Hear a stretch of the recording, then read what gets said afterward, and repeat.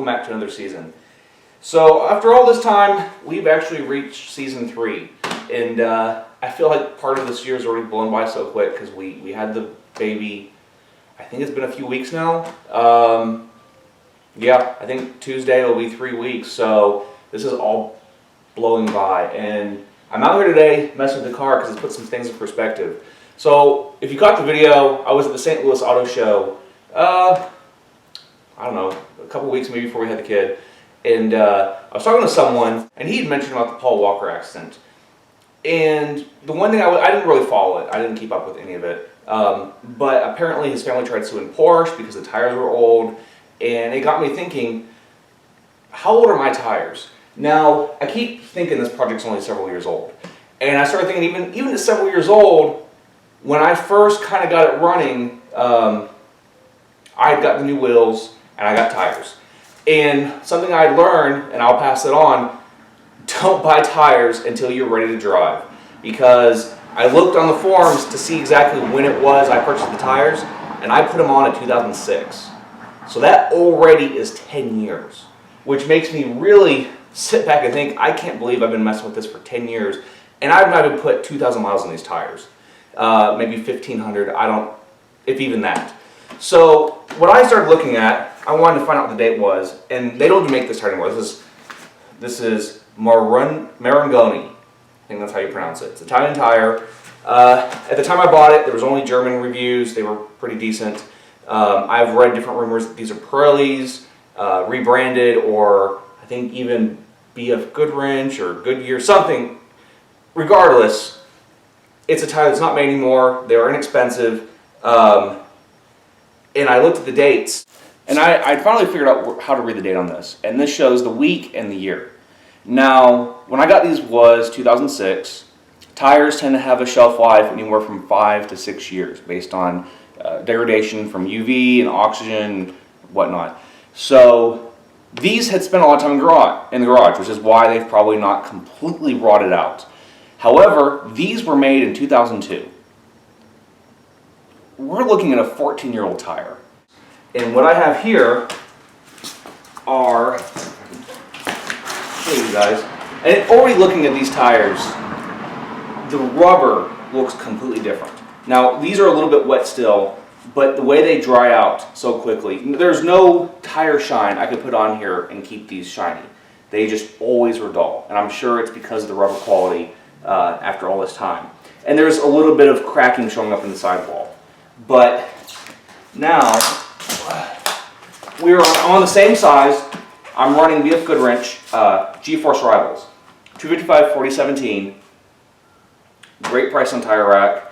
I don't know how long, if they're going to stay that way. I think they're discontinuing this tire, so they should work for me for now. And for as much as I drive the car, they should last good enough. I've made mention that I've had these control arms being worked on for a while. It's actually been a year, I think last week or this weekend, from when we initially started on the latest vendor. Well, they're probably not going to happen. They're busy doing mass production vehicles. They don't really have time to mess with this. Even though there was a prototype, it probably seems cheaper for them in the long run just to kill the order.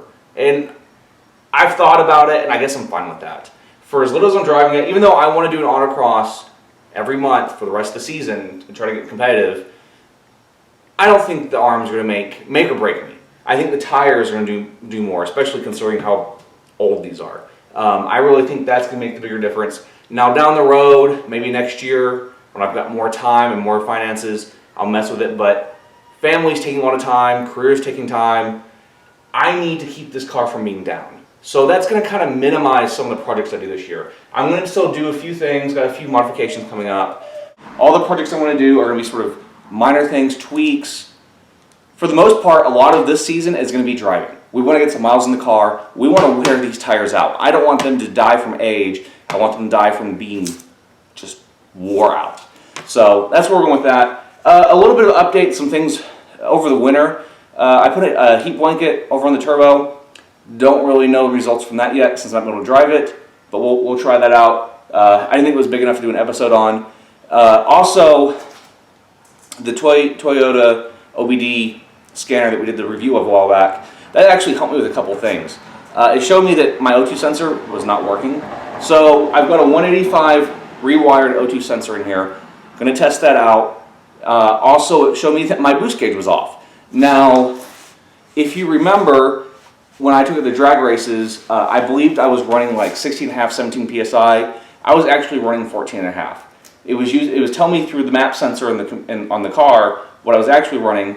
So Automator has actually replaced my boost gauge because it was off calibration. So we'll see how that compares once we get it reinstalled. But yeah, some minor things. Another thing that we'd found out, and that's thanks to Alan Wood, he's been working on a solution for the 205 swap AC. And a lot of people don't care. There's some simple fixes you can do to actually get it running.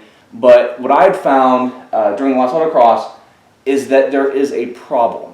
And I didn't understand why, but what it is, Alan figured out that I think it was the ATS wire, is a wire that's related to setting faults. And those faults are essentially telling the ECU, or the car, to run a different way. And I think a lot of people aren't aware of that because they don't run an aftermarket boost gauge, or a temperature gauge, and they don't maybe even run the AC.